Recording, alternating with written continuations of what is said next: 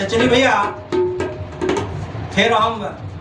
राज recording studio से रोक के दूसरा का लाइव के सामने हम देतनी आ फिर वही जवान के देतनी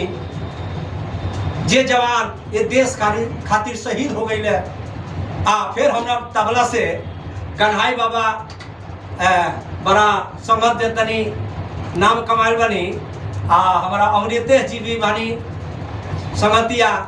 इहो के सारण जिला के एगो नाच बानी जोड़ी से। तो चली फिर हम कारगिल के एगो गीत गावत तनी, लोग आशीर्वाद देव। जय हिंद, जय भारत। किसैया हमारा लगइले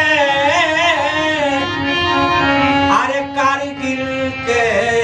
लड़ाई में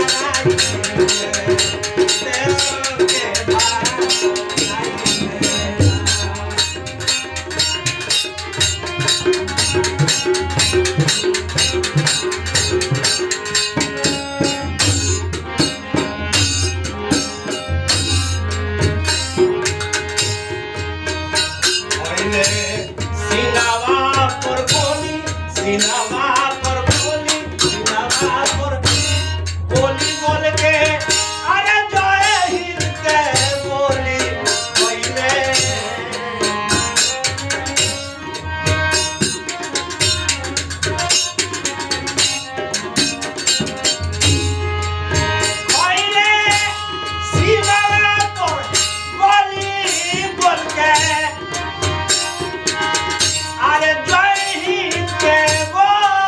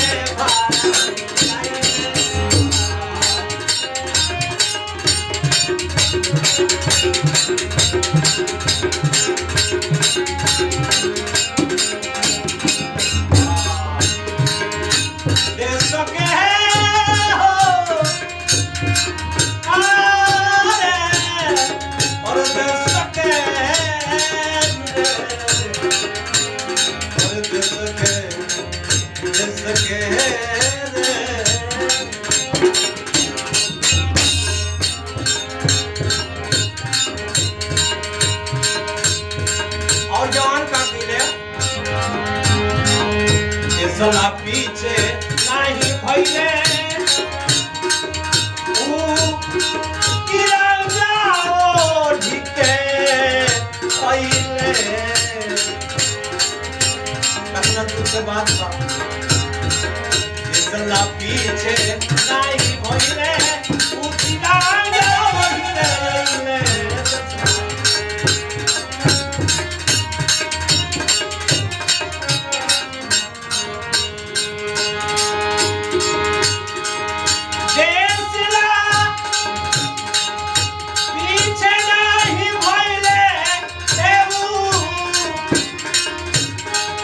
तिरंगा ओढ़के आइले